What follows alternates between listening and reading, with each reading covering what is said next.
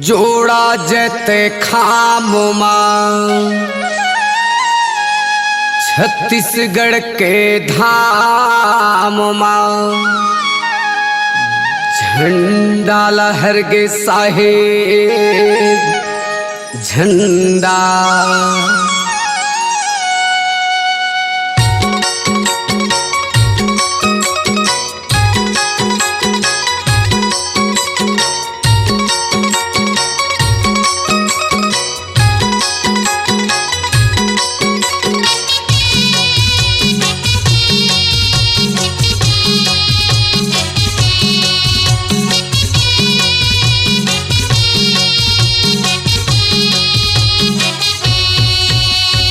जोड़ा जते खामा छत्तीसगढ़ के धामा झंडा लहरगे साहेब झंडा।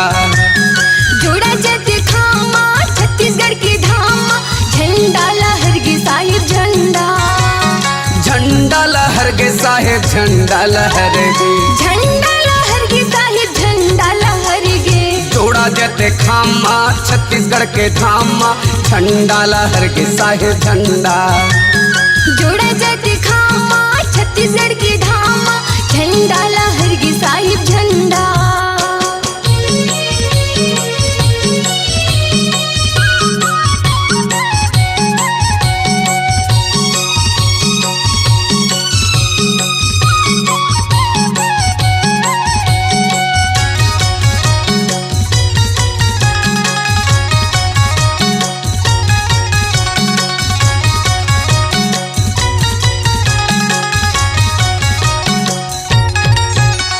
विजय साहेब कौशल माता जीवित बन खड़वामा बाल दशक करण दशक पूरा सन खंडरवामा।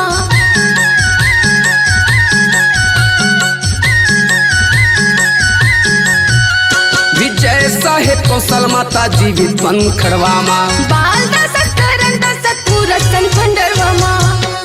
जोड़ा जते खाम छत्तीसगढ़ के धाम झंडा लहरगे साहेब झंडा। जोड़ा जते खामा छत्तीसगढ़ के धामा झंडा लहरगे साहेब झंडा। जोड़ा जते खामा छत्तीसगढ़ के धामा झंडा लहरगे साहिब झंडा।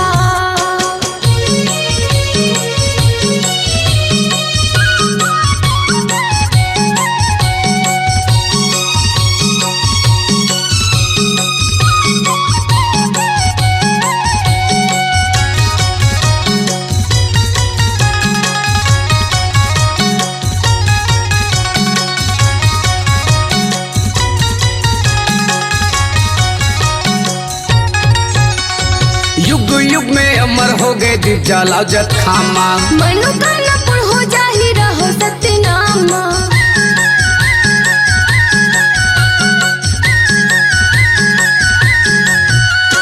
युग युग में अमर हो गए दिव्या लाजत खामा मनोकामना पूर्ण हो जाहि रहो सत्यनामा। गिरदपुरी धाम झंडा लहरगे साहेब झंडा। जोड़ा जते खामा छत्तीसगढ़ के धामा झंडा लहरगे साहेब झंडा। जोड़ा जते खामा छत्तीसगढ़ के धामा झंडा लहरगे साहिब झंडा। झंडा लहरगे साहेब झंडा लहरगे झंडा लहरगे साहिब झंडा लहरगे। जोड़ा जते खामा छत्तीसगढ़ के धामा झंडा लहरगे साहेब झंडा। जोड़ा जते खामा छत्तीसगढ़ के धामा झंडा लहरगे साहिब झंडा।